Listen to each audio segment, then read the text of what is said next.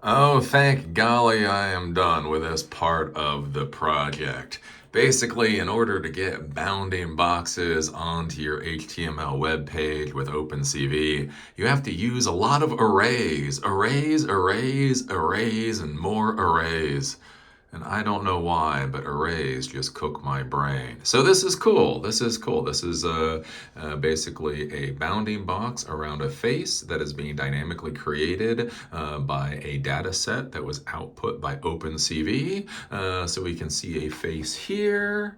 If we can scroll down, we see a face here, we see a tiny face here, and this is what I'm looking for. This is a false positive. For some reason, OpenCV thinks that light is a face, and so this is the kind of thing I need to figure out. This is where I'm talking about with OpenCV. I don't necessarily understand what it's seeing. So it doesn't see that as a face. It doesn't see that as a face. It does see her as a face, does see the baby as a face, and does see that as a face, right? So when I'm trying to figure out what my device is actually seeing, I can get confused because if it returns simply that there is an image here, or there's a face here, there's an object here, I might think that it's detecting off of this when it's really detecting off the baby face or a light in the back, right? If we go down here, we can see it detects all of these faces. You can see it's dynamically being drawn around all of these faces.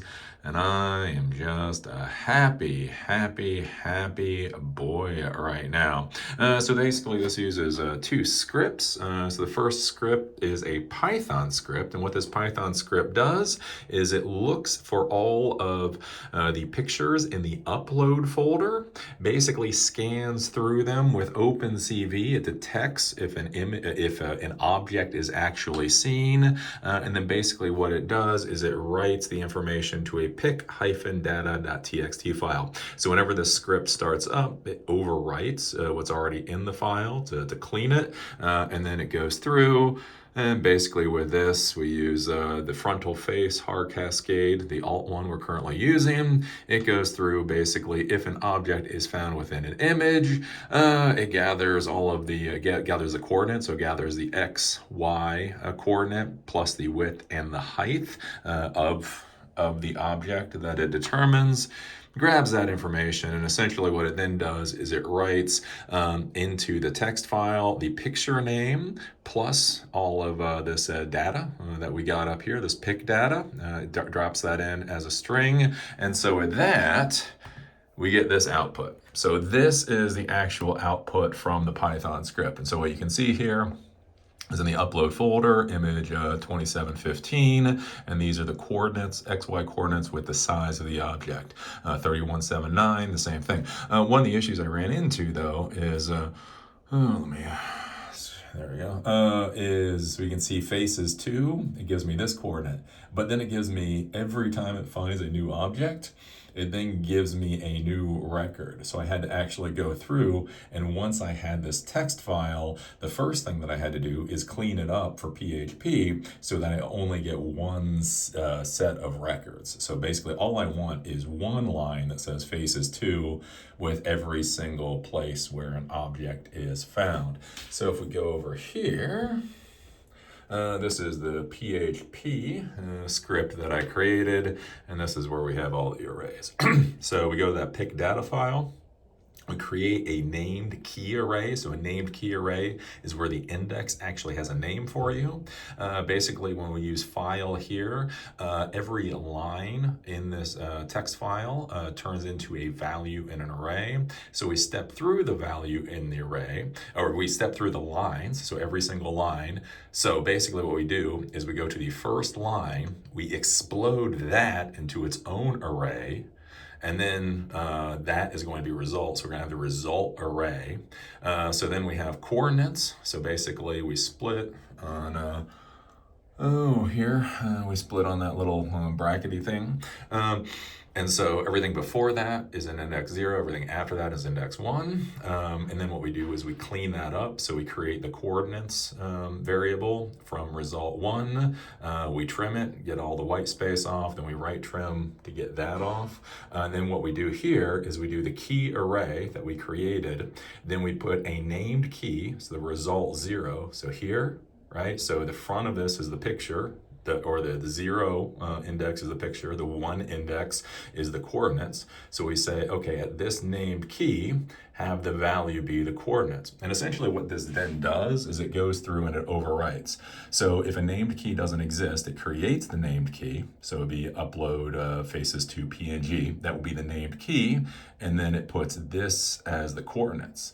Well, then when this comes around, when it comes to the next one, it then just overwrites the coordinates, overwrites the coordinates, overwrites the coordinates. And so how this data file is laid out, the largest number of coordinates are at the bottom. So therefore, basically it keeps overwriting until it doesn't find any more values again, and it goes on. That actually could cause a problem in the future if OpenCV output the data in a different way. It could break this system. But oh well, that's something to worry about another day. Then we come down here with the named key. Once we have the named key, basically the named key is going to be pick. So we're going to for each loop. The named key is going to be pick. The coordinates are going to be x, y. First thing we're going to do is we're going to get the size of the picture. So this is the height and the width. This will allow us to create the canvas box to write on. So this is a canvas that JavaScript then puts the image on and then draws the boxes on. So we need to get that size. Echo, print the name of the picture. So here's the name of the picture. Echo, print the size of the picture, the width and the height of the picture. So that's there. Then we come down here, box, we're going to then explode. So we're then going to, so right now the XY, that's a string. So then we're going to explode the XY based off of commas, right? So this is a string. We're going to explode that off of the commas, turn that into a, turn that into its own array so we can step through it. Then one of the things we need to do is trim it up because there's quotation marks in there, so we're going to clean all of that up. Then what we're going to do is we're going to come down here, we're going to create the canvases. So X, so we see X up here is X0 somewhere, so X0 is here. So basically each one of these canvases has to have a name. So canvas 1, canvas 2, canvas 3, canvas 4, canvas 5. So we're going to step through, we're going to create canvas 1, canvas 2, canvas 3, canvas 4, 5. We're going to set the size of the canvas to size, you know, what we, that size value we got up here. And then we're going to go down, and then for those coordinates here, we're going to step through, we're going to explode, and then we're going to use the val. So we're going to explode coordinates. We're going to create a val array. Then the index at, or the value at the value at index 0 of val is x.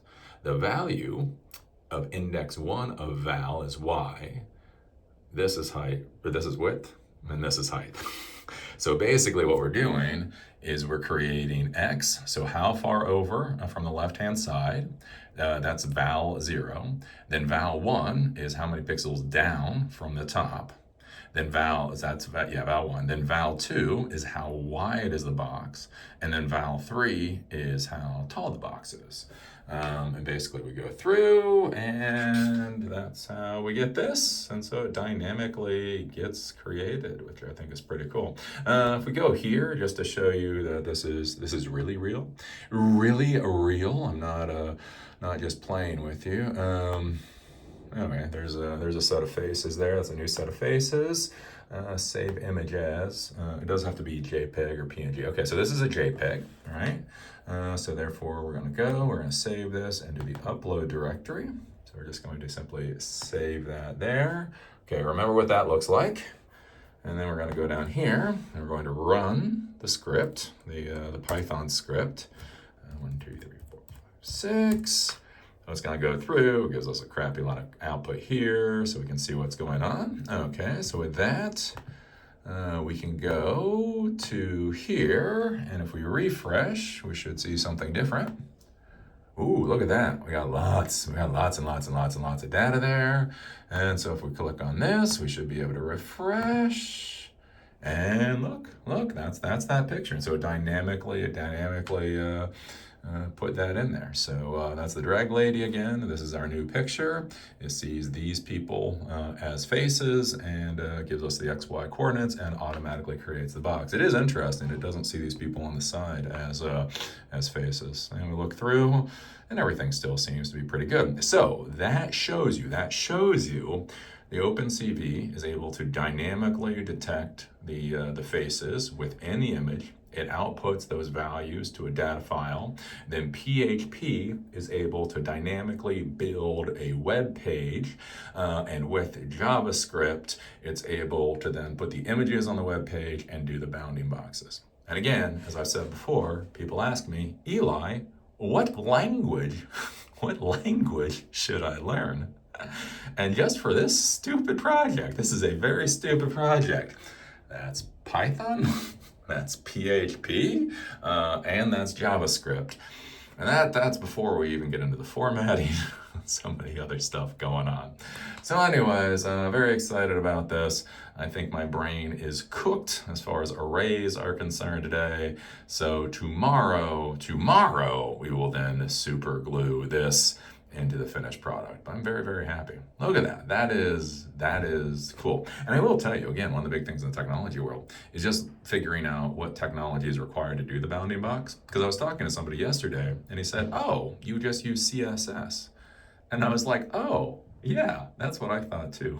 When I first did this, I just figured it would be CSS boxes. I didn't think I had to deal with Canvas and JavaScript and all that crap. But we find out when you start dealing with CSS, not really good for bounding boxes. JavaScript on canvases is a much better way to go for bounding boxes. So I actually had to learn all this, the whole canvas and the drawing with JavaScript. I literally have not done before. So I literally had to learn that. I don't know, is learn the right word? I had to copy and paste that and try to figure out what it was doing in order to make this work. So anyways, with that, I'm gonna go, I don't know, take a run or drink a beer or maybe do both. My brain is cooked.